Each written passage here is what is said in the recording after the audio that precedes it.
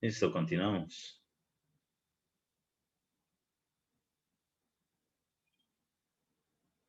Entonces, tiene que cumplirse que la longitud del ancho de la puerta y la longitud del ancho de la ventana tienen que ser menor que la mitad de la longitud del muro en el que están, ¿sí? De ese diafragma. Que H1 debe ser mayor que H2. Sí, la altura de la puerta debe ser mayor que la altura de la ventana. ¿Qué pasa si por alguna razón la ventana resulta ser de la misma altura de la puerta? Pues prácticamente estamos cortando ese muro en varias secciones, ¿sí? Entonces no es lo recomendable. Para eso pues, tenemos ciertas, digamos, herramientas para poder garantizar que si eso se llega a presentar o qué es lo que hay que hacer, que esté cumpliendo con la parte de sismo resistencia.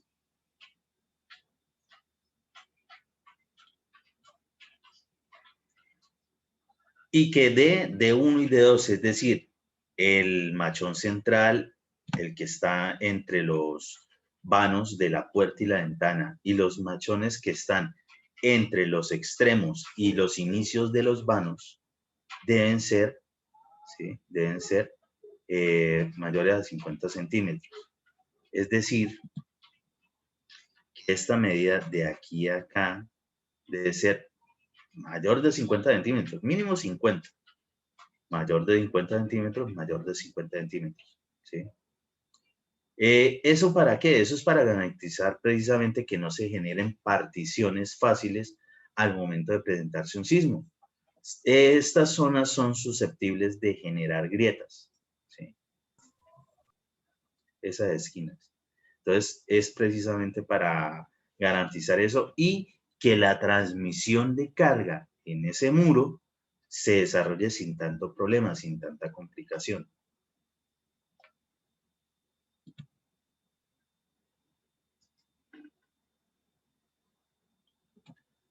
Entonces, una vez más, volviendo a analizar, entonces, lo que son la suma de el ancho de la puerta y el ancho de la ventana no pueden ser mayores, es decir, tienen que ser menores que la mitad del muro.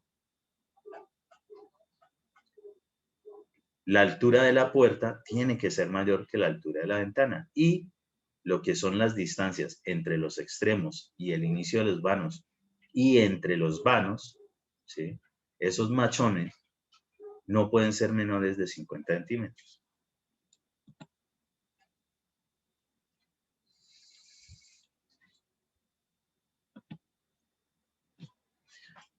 Si no cumplen esos requisitos, deben colocarse columnetas de confinamiento en las orillas de puertas y ventanas. Es decir, habrá que generar pequeños confinamientos como si fuesen pequeños diafragmas, porque van a estar confinados precisamente con estructura. Entonces, ahí vienen las típicas o denominadas columnetas de confinamiento, vigas dinteles, etcétera, ¿sí?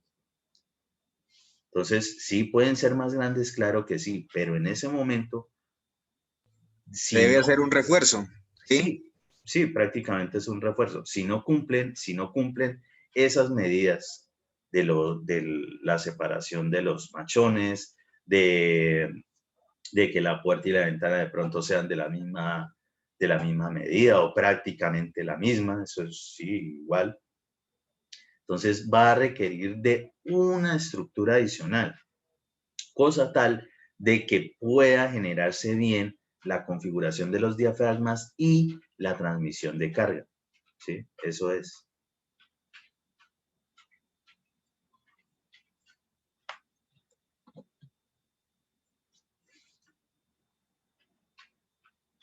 Aquí, sobre todo esto hay que tenerlo en cuenta. Esto es facilito siempre de identificar.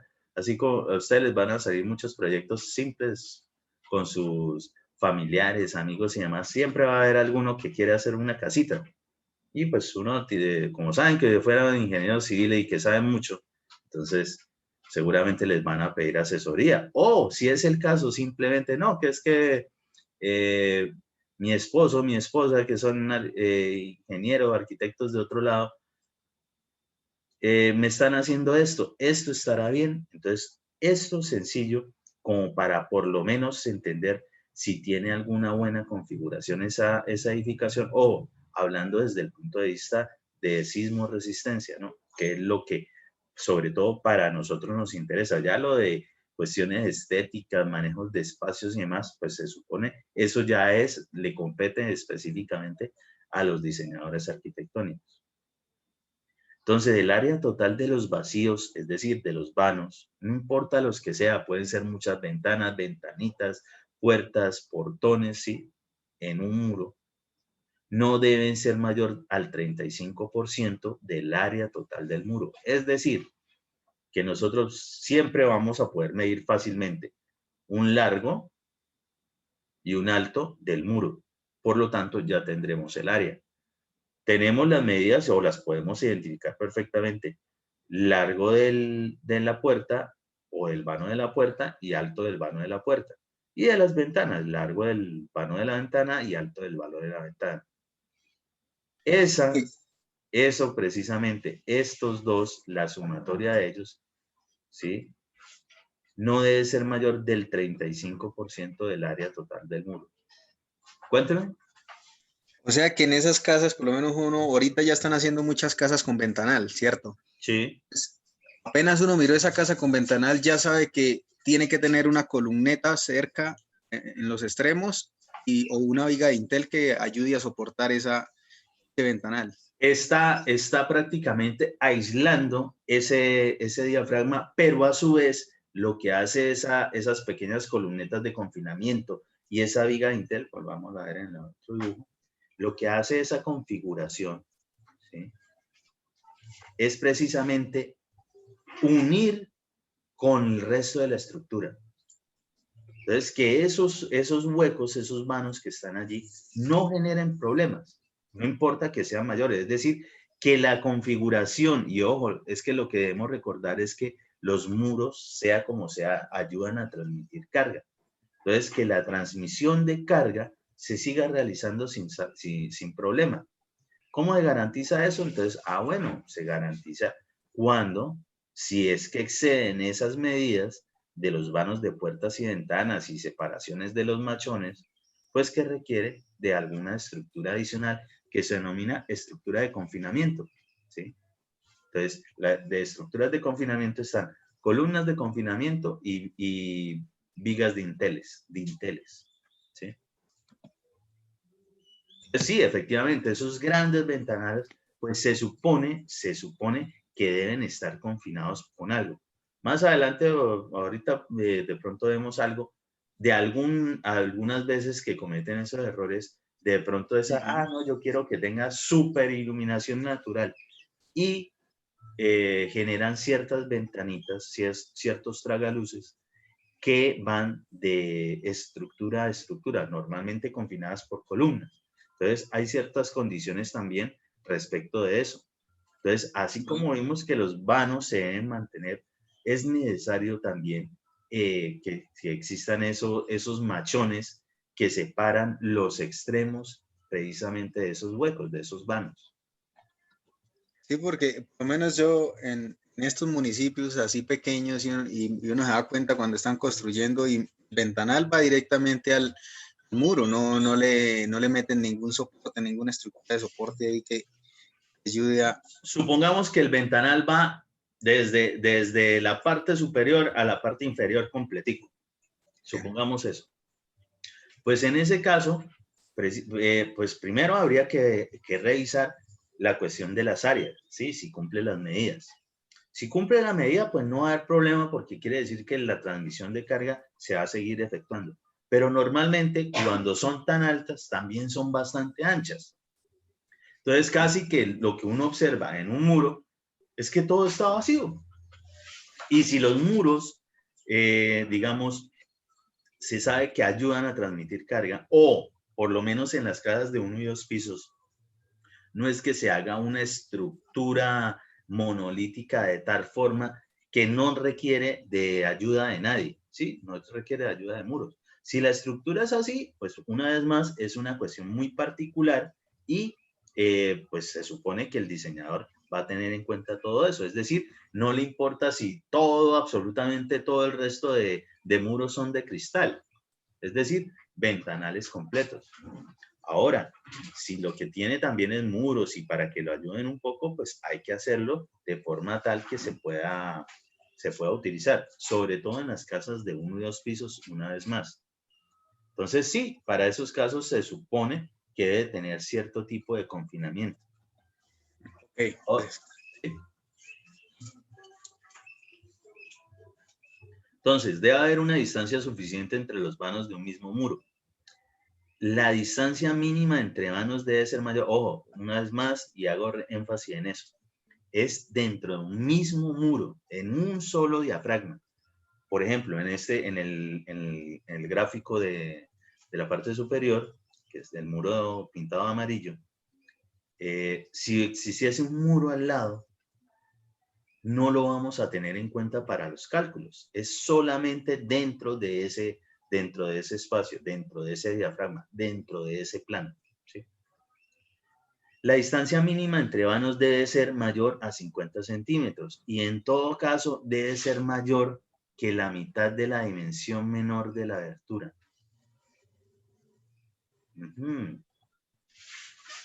Entonces, esto normalmente, lo de los 50 centímetros, pues sobre todo para cuando son, digamos, medidas típicas de puertas y ventanas. Y medidas típicas de puertas y ventanas, el ancho de una puerta, por muy grande que sea típica, no excede los 1,10, 1,20, ¿sí? Pero si de pronto resulta ser una puerta muy grande, ¿sí? 1,80, 1,50, 2 metros, qué sé yo, lo que se imaginen. Entonces, en esos casos, precisamente tendremos que tener en cuenta otras condiciones, que no debe ser mayor, ¿sí? Lo que es el machón como tal, debe ser mayor que la mitad de la dimensión de la menor abertura. Si tenemos varios tipos de vanos dentro del mismo muro, ¿sí? No se deben dejar espacios en la parte superior del muro cerca de la columna de confinamiento. Un sismo puede hacer fallar fácilmente la columna. Eso es lo que ustedes tuvieron que haber visto en algún momento de esos efectos raros que sufren las columnas, así como la cuestión de esbeltez, es lo que tiene que ver con el, el efecto de columna corta. Ya los voy a mostrar bien.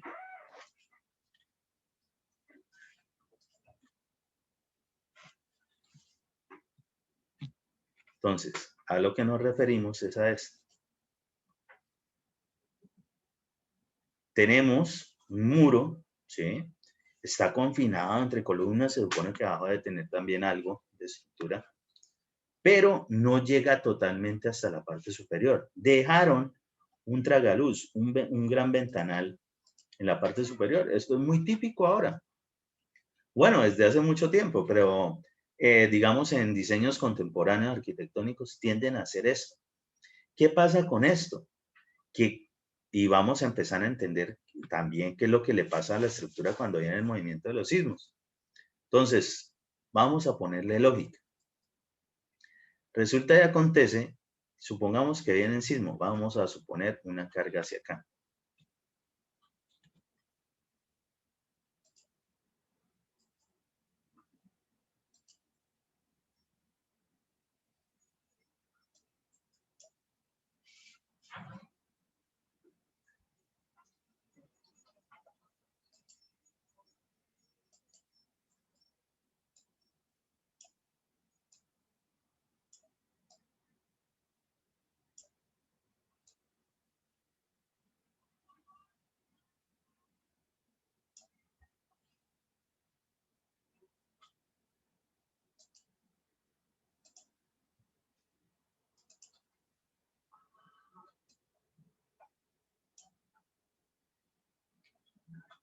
Pronto lo vemos mejor por este lado.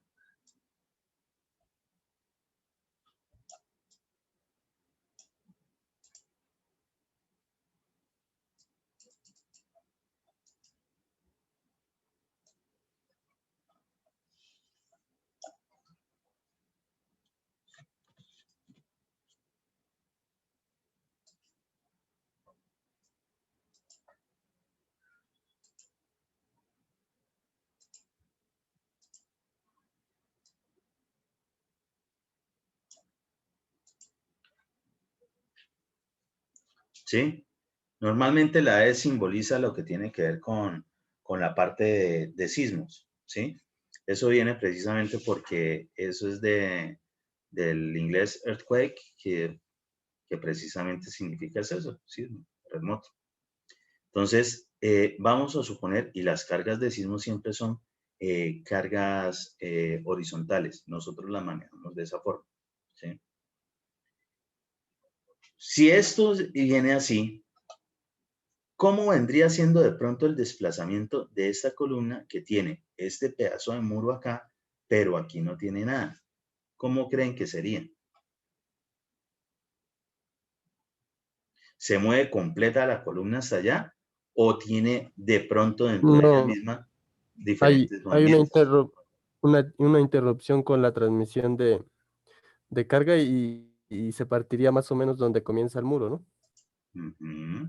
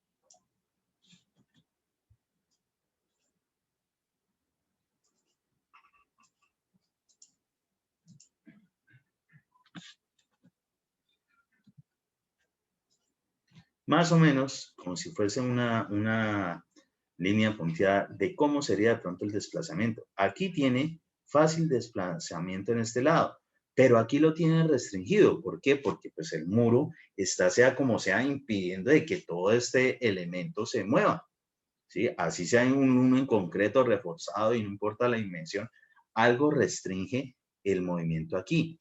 Quiere decir de que ese mismo elemento, ¿sí? Ese mismo elemento va a tener dos tipos de movimiento gracias al mismo sismo, ¿sí? No son sismos diferentes. Entonces, la parte por debajo del muro, ¿sí? Esto es lo que se denomina también un antepecho, eh, va a tener un movimiento restringido, mientras que en la parte superior no. Quiere decir de que aquí, en esa parte superior,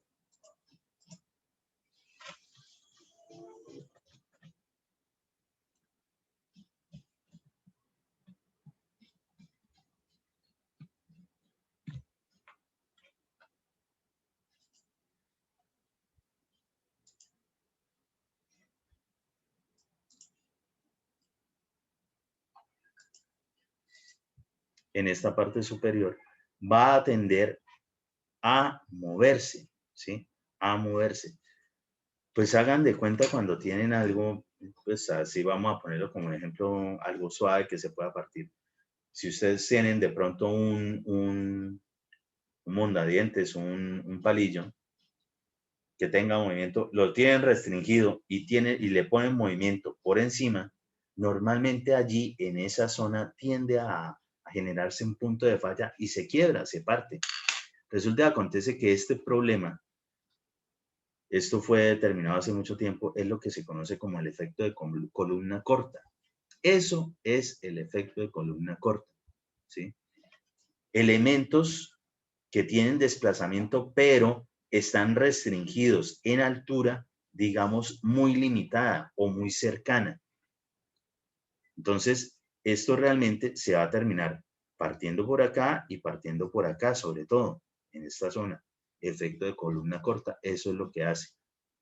Entonces, Si eso es así, cuando veamos ventanales como eso, o estamos en una obra y van a colocar el ventanal de columna a columna y tiene por debajo muro, o sea, cosa muy diferente si todo esto fuera vano, ¿sí? Si es vano, simplemente el vano está confinado por el muro, no habría problema, el sistema estructural de viga y columnas, no habría problema. Pero como tiene una zona que no es completa, no es como este que llega hasta arriba, entonces va a generar que ese elemento estructural tenga dos movimientos diferentes, uno restringido y uno que no.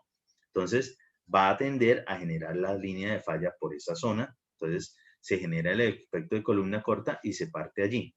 ¿Cómo haríamos nosotros para evitar si de todos modos, no, es que no queremos el muro completo hasta allá porque necesitamos iluminación? Es más, puede ser que sea la única zona para que entre iluminación y el resto sí necesitamos que estar bien cubiertos. Ah, bueno, pues en esos casos,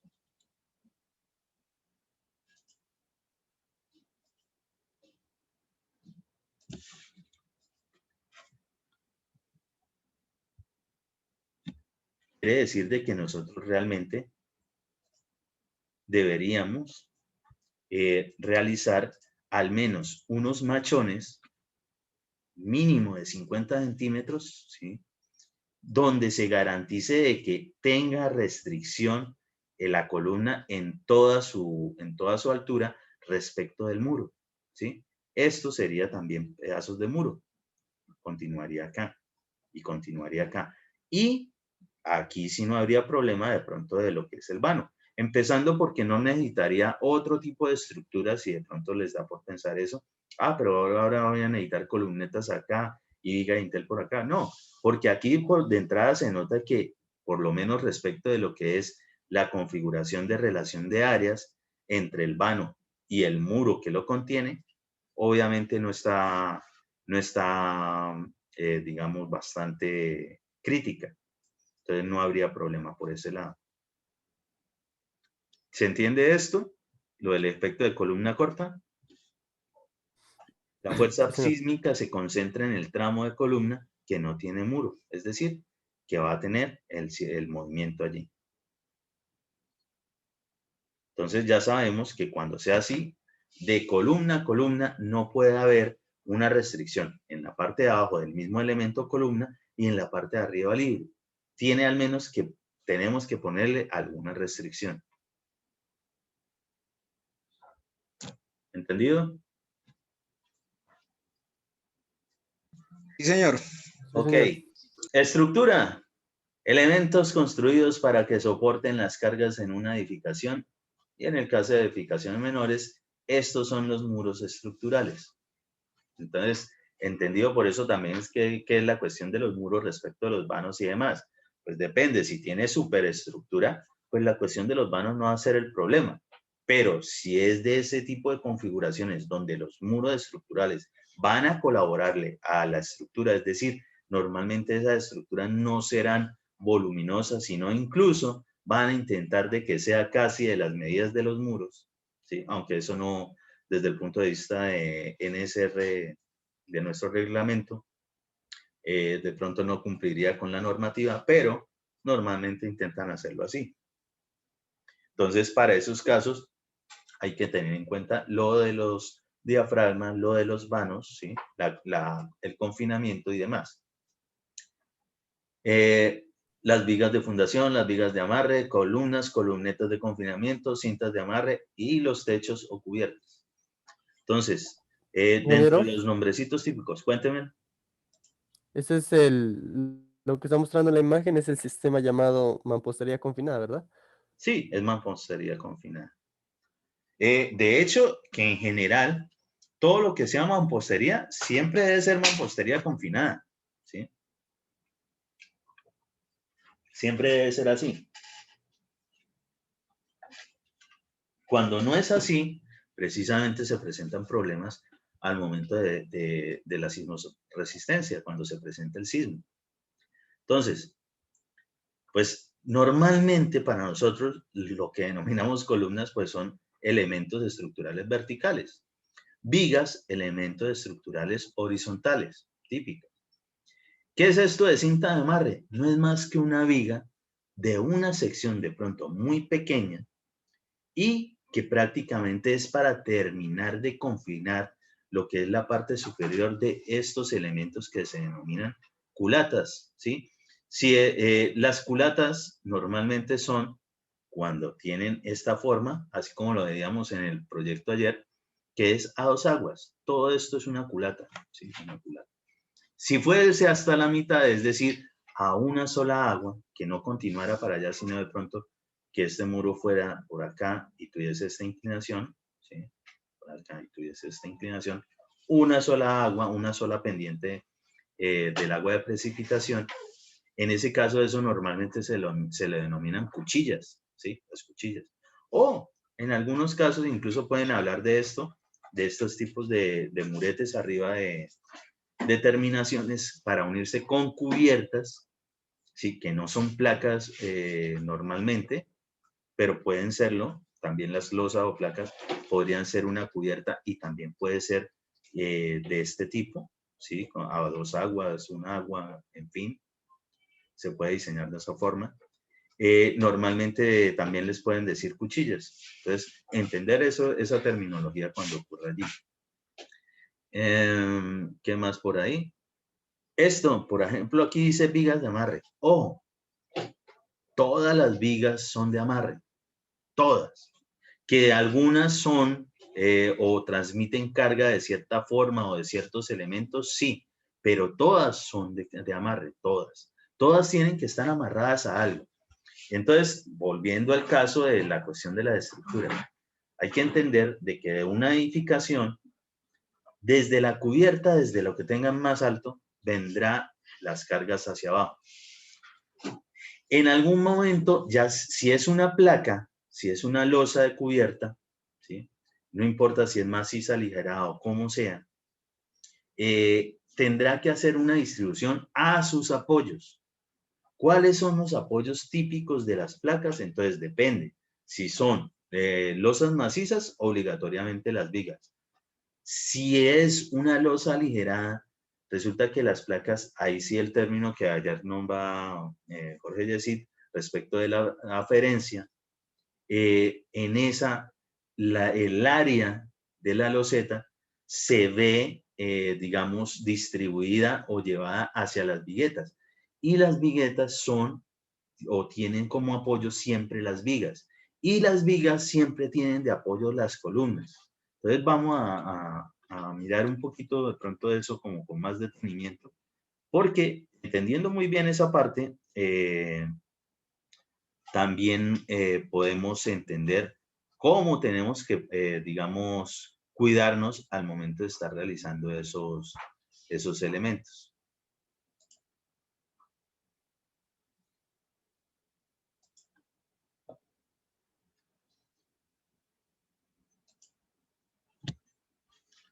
Entonces, vamos a suponer la típica original viguita que nos ponen siempre desde analítica, desde estática, para determinar cortantes y momentos. Cortante y momento es lo fundamental que uno tiene que salir habiendo sabido desde estática, desde analítica, ¿sí? Incluso no sé por qué algunas veces me han comentado que nunca vieron en esas asignaturas diagramas de cortante y momento, y entonces yo no entiendo qué carajo les enseñaron, porque eso sí, obligatoriamente es lo mínimo que uno tiene que salir sabiendo, porque de ahí en adelante, en todas las asignaturas de la línea de estructuras, obligatoriamente va a trabajar ¿con qué? Con diagramas de cortante y momentos. Cuando estén diseñando la parte de concreto reforzado, la parte del acero obligatoriamente tiene que salir de aquí, obligatoriamente.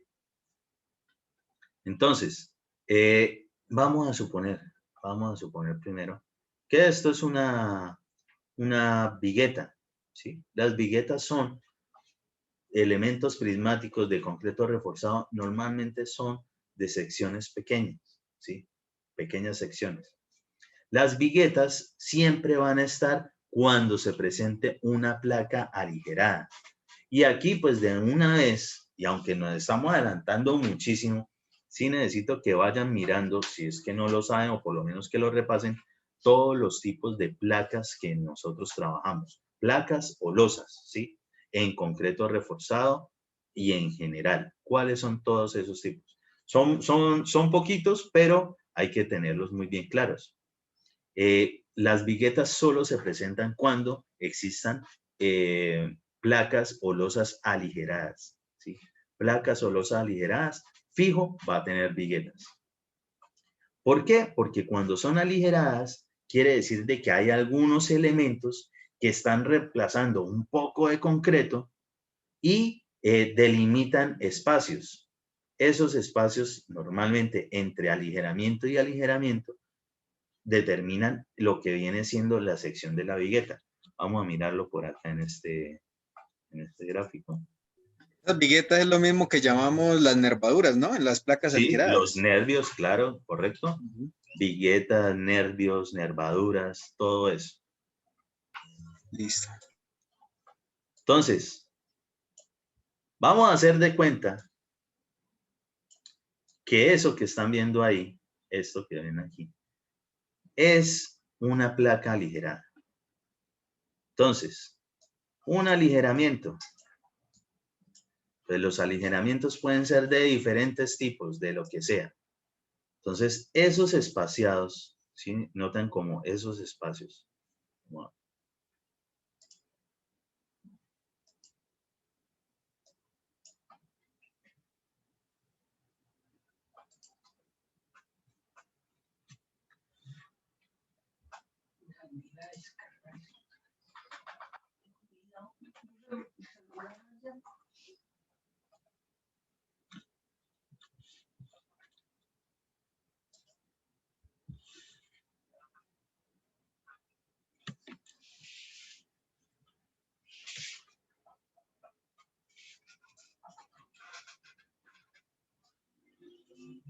Uy.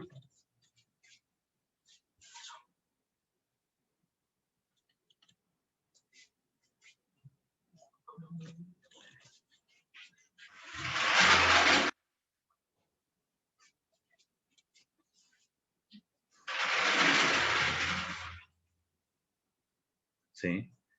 Como para más o menos entender. Esos espaciados. Y ojo, estas líneas que nosotros vemos por acá, esas que son delgaditas, es lo que tiene que ver con el eje y el ancho total de lo que es la vigueta, ¿sí? ¿Cuándo se presentan? Cuando tenemos aligeramientos. Los aligeramientos pueden ser de diferentes tipos. Pueden ser de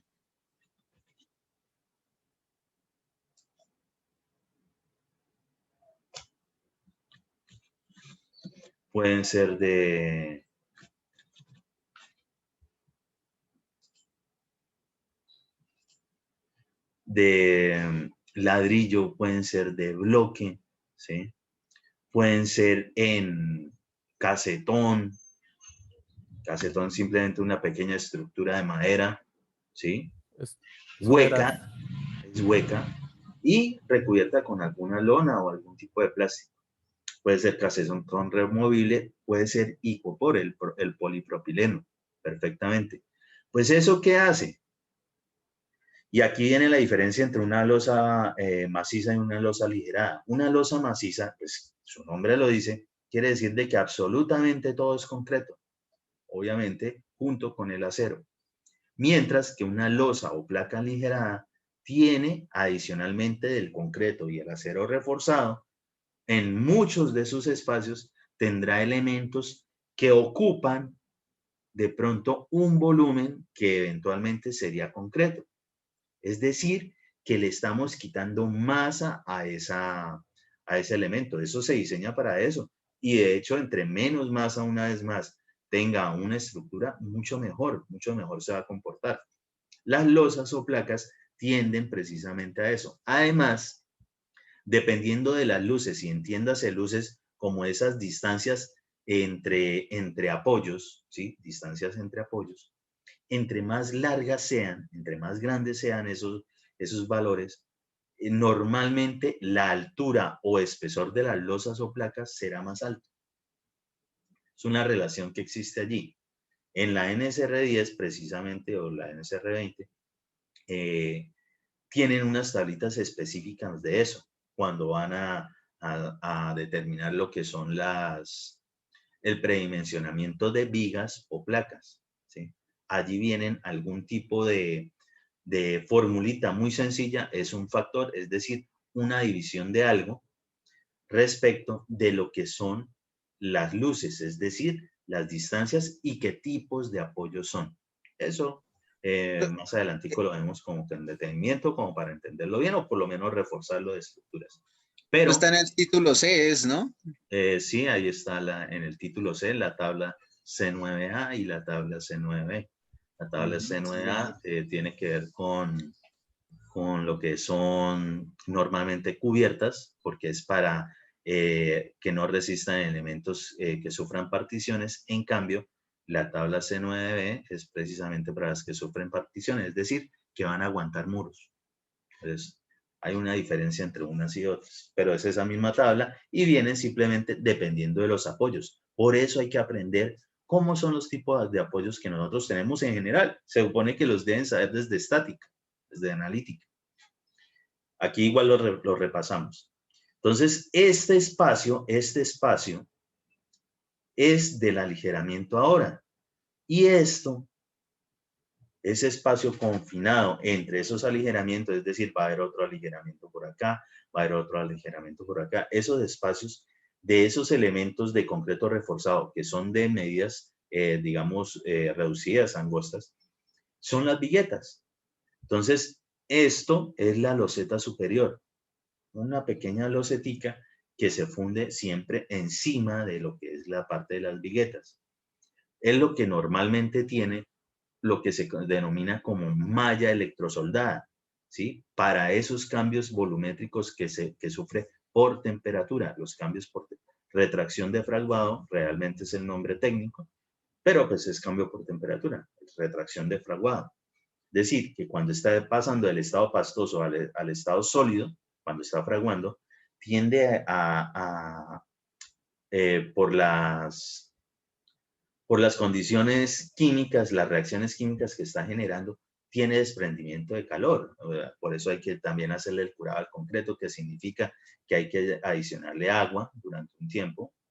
Y precisamente para que no se empiece a levantar, no se empiece a dañar, requiere de algún tipo de refuerzo. No es mucho, pero es necesario colocarle lo que son las mallas electrosoldadas. Mallas, una malla simplemente. Entonces, en este caso, quiere decir de que la loseta descansa sobre estas vigas. ¿Qué es lo que tiene que ver con el área aferente? Entonces, el área aferente es qué tanto de la carga por área, por metro cuadrado, por área, y ojo, en la NSR10, en el título B, en la parte de cargas, allí vienen las cargas que nosotros utilizamos precisamente para nuestras edificaciones o proyectos de construcción. Y siempre vienen por unidades de kilonewton por metro cuadrado. Metro cuadrado significa que es por área. Entonces, cuando vamos a diseñar de esa forma, entonces, cuando tiene viguetas por ser una placa aligerada, no importa el aligeramiento, siempre va a trabajar por área aferente cuando son en una dirección, Cuando son en dos direcciones, trabaja de otra forma. Entonces, en una dirección significa, y de una vez lo vamos mirando, ahorita lo miramos en los planos, que todas las viguetas tienen los apoyos a sus extremos y no más, no generan ninguna cuadrícula, ¿sí? No hay viguetas que estén partiendo las otras viguetas en la otra dirección. Solo hay viguetas en un solo sentido.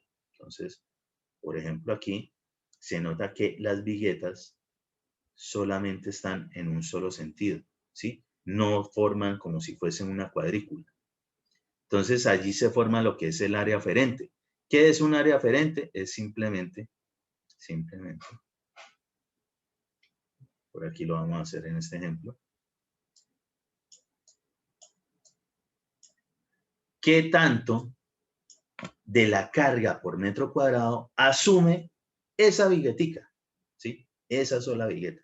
Entonces, digamos, como nosotros en nuestro reglamento de construcción sismo resistente, en el título B vamos a encontrar cargas por metro cuadrado, pues quiere decir de que nosotros vamos a distribuir la carga entre todo el área, ¿sí? Al multiplicarlo por el área y siempre vamos a tener un área de placa, siempre lo vamos a tener, pues nos van a quedar solo kilonewton.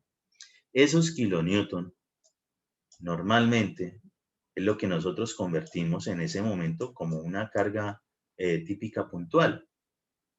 Pero nosotros cuando estamos, digamos, realizando los cálculos estructurales, nosotros siempre idealizamos esos modelos como si fuese esto. Un elemento horizontal sobre dos apoyos, los apoyos que sean. Uy, ya se va a caer esta sesión.